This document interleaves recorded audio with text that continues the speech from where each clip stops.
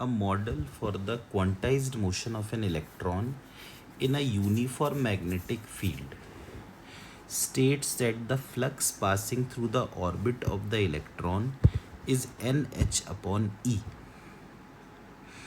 where n is an integer, h is the Planck's constant,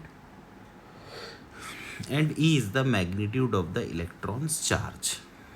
According to the model, the magnetic moment of the electron in its lowest energy state will be. तो ये कह रहे हैं कि जो flux है वो N H upon ई है।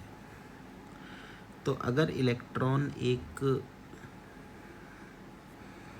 यूनिफॉर्म मैग्नेटिक फील्ड के इन्फ्लुएंस में घूम रहा है तो ज़रूर उसका जो रेडियस होगा वो M V upon Q B के बराबर होगा। अच्छा, अब ये फ्लक्स की अगर बात करें तो फ्लक्स तो ये होगा बी इंटू ए, यानी फ्लक्स होगा B into pi R square. ये हो जाएगा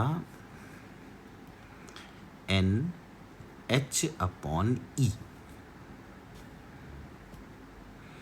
अब मैग्नेटिक मोमेंट कितना होगा, तो जैसे अगर मान लीजिए कोई इलेक्ट्रॉन ऐसे घूम रहा हो तो मैग्नेटिक मोमेंट जो होता है वो होता है आई इंटू ए। आई होता है Q V upon 2 pi R और ए होता है पाई आर स्क्वायर। मतलब कि मैग्नेटिक मोमेंट हो जाता है क्यू वी आर अपॉन 2।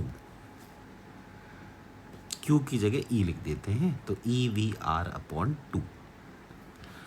तो अब हमें क्या करना है, हमें v और r की वैल्यू रखनी है।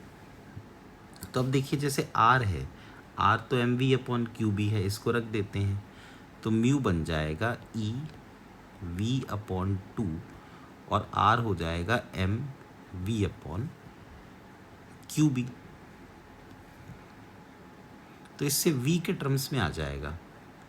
पर क्यों ना हम यहाँ चूंकि r स्क्वायर है ना, तो क्यों ना हम v को रख दें, यहाँ से v को Q B R upon M, है ना। तो हम एक काम करते हैं कि इसको हटा देते हैं और e अपॉन 2 और r और v की जगह रख देते हैं E B R upon M. इसका मतलब म्यू हो जाएगा E square B R square upon 2m।